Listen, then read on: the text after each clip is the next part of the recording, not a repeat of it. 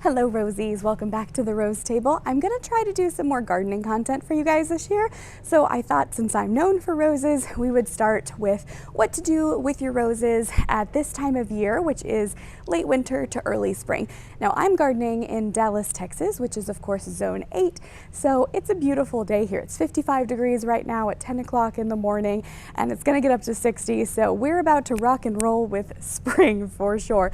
So this might not be applicable yet for you where you are, but at some point when you're at the beginning of spring, at the beginning of your growing season, this is how you want to prep your roses. So in mid-February, I went ahead and pruned all of my roses. I cut any dead canes and canes that cross. I also cut the roses down by about a third. That can be a really difficult thing as a gardener to force yourself to do, but it is so beneficial for your rose. A lot of plants, the more you cut them, the healthier they will be. They grow back stronger and better than ever, and that is definitely true of roses. So I went ahead and pruned them a couple of weeks ago. And now, this week, what I'm doing, we have the first set of leaves coming up on a lot of the roses, and that is how I know that it is time to give them a little bit of coffee to jumpstart their growing season. And by that, of course, I mean Jackson & Perkins Rose Food. I absolutely love this stuff. It is so easy to use. All you do is sprinkle the food into the cap and then feed each rose plant 1 cupful. Sprinkle the food around each rose bush. This is a time release formula, so it is not only going to give your roses a nice little wake up jolt for the spring, but it's also going to help feed them nutrients that they need all season long. Now, the only other thing we really need to talk about for right now is Seaweed Magic. If you follow me on Instagram at The Rose Table, you know that I do this every single month. It's like a nice little spa treatment for my roses. I love a spa treatment for myself, and my roses love a spa treatment as well.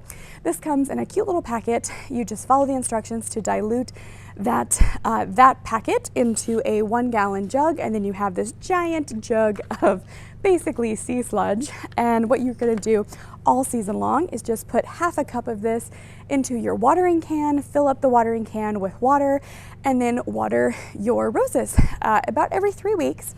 And the seaweed is so beneficial. It has tons of nutrients for the plants. And it's actually so good for plants that I put it on I use it in my vegetable garden. And for my blackberries, seaweed actually ups the sugar content of fruits and vegetables, so it makes them even more delicious. It does smell really bad though, so sorry about that. I keep this in my little gardening cabinet all tucked away.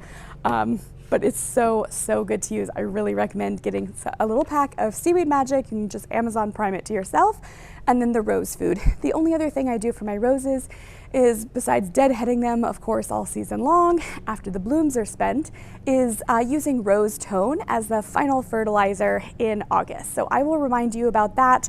We've got about 6 months before then, but if you really want to help have your roses have their absolute best season, I highly recommend Jackson & Perkins Rose Food and Seaweed Magic.